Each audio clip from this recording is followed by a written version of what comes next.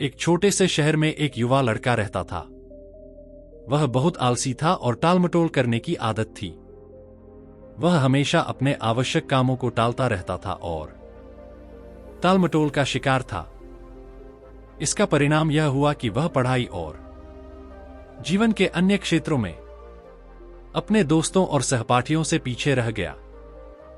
उसके परिवार और शिक्षक ने उसे कई बार समय का मूल्य समझाया, लेकिन उसने उनकी बात नहीं मानी।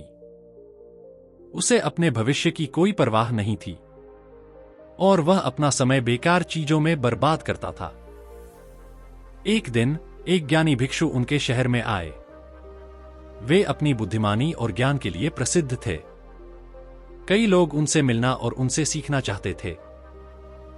युवा लड़के ने भी सोचा कि वह भिक्षु से मिलकर अपने दोस्तों से आगे निकलने के कुछ टिप्स ले सकता हो। वह उस जगह पहुंचा जहां भिक्षु ठहरे हुए थे और इंतजार करने लगा। जब उसकी बारी आई, उसने भिक्षु को प्रणाम किया और कहा, हे पूजनीय, कृपया मेरी मदद करें।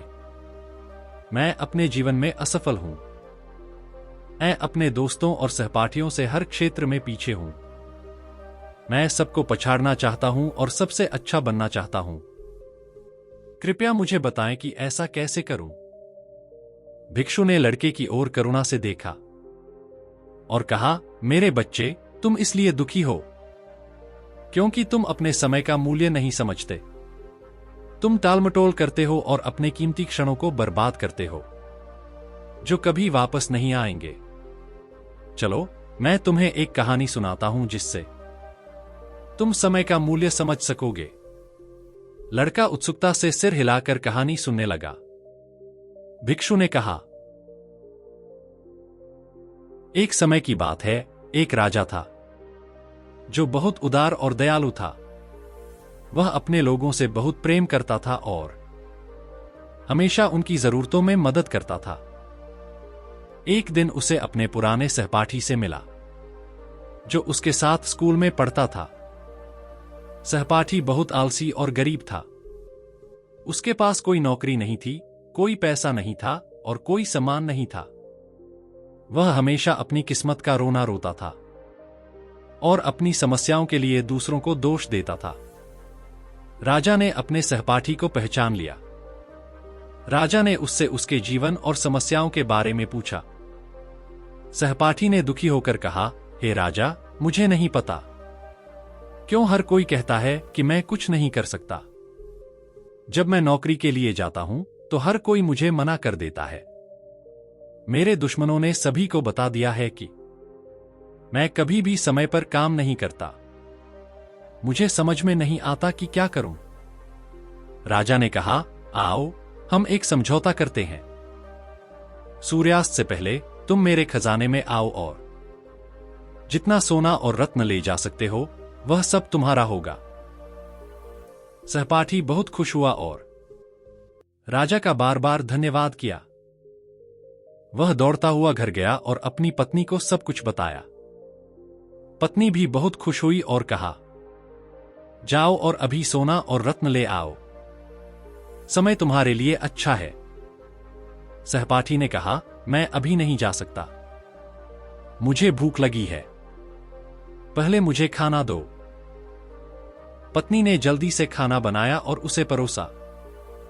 उसने धीरे धीरे और आराम से खाना खाया, यह सोचते हुए कि उसके पास खजाना लेने के लिए बहुत समय है। खाना खाने के बाद उसे नींद आ गई और उसने कहा, मुझे एक झपकी लेनी चाहिए।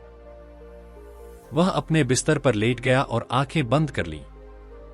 उसने सोचा कि वह थोड़ी देर के लिए सोएगा, लेकिन वह 2 घंटे के लिए सो गया। जब वह जागा तो देखा कि दोपहर का समय हो गया था। उसने कुछ बैग उठाए और राजा के खजाने की ओर चल पड़ा। रास्ते में सूरज तेज धूप में चमक रहा था और उसे गर्मी महसूस हो रही थी। उसने सोचा, मुझे एक पेड़ के नीचे आराम करना चाहिए और फिर आगे बढ़ना चाहिए। वह एक पेड़ के नीचे बैठकर आराम करने लगा। हवा धीरे धीरे चल रही थी और मौसम बहुत अच्छा होने लगा था। जैसे ही वह आराम करने बैठा, फिर से सो गया। वह 4 घंटे तक सोता रहा।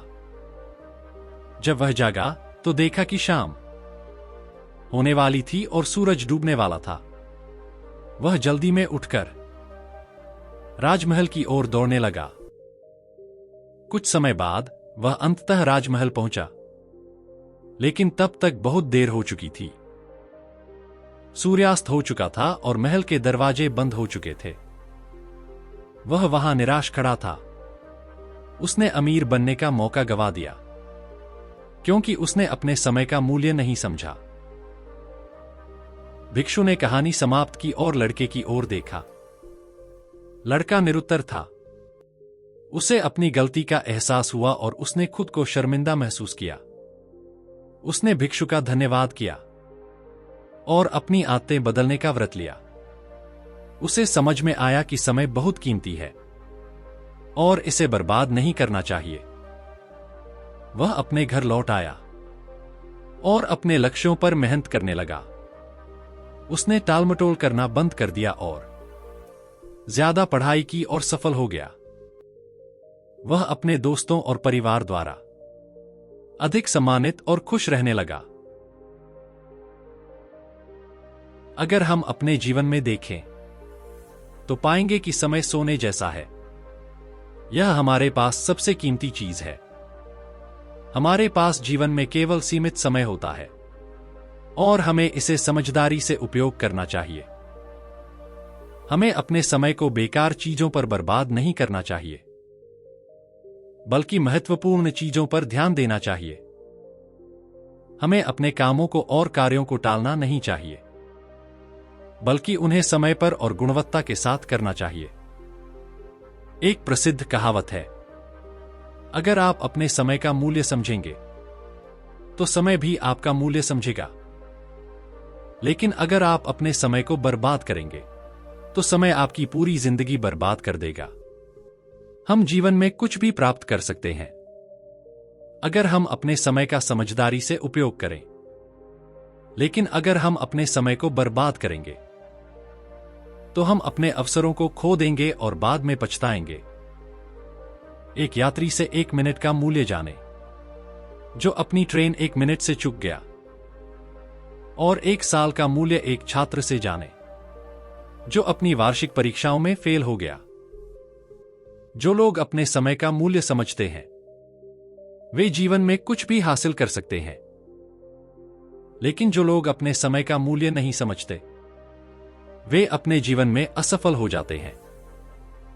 अगर आप अपने जीवन में कुछ करना चाहते हैं तो कभी भी आलसी न बने और अपने कामों को टालें नहीं, अन्यथा एक दिन आपको उस आलसी आदमी की तरह पछताना पड़ेगा जो सूर्यास्त से पहले महल नहीं पहुंच सका। इसलिए हमेशा अपने समय का समझदारी से उपयोग करें। अपनी परिवार और दोस्तों के साथ छोटे पलों का आनंद लें। ऐसा करने से आप न केवल अपने लक्ष्यों और सपनों को हासिल करेंगे, बल्कि एक संपूर्ण और संतोषजनक जीवन भी जिएंगे।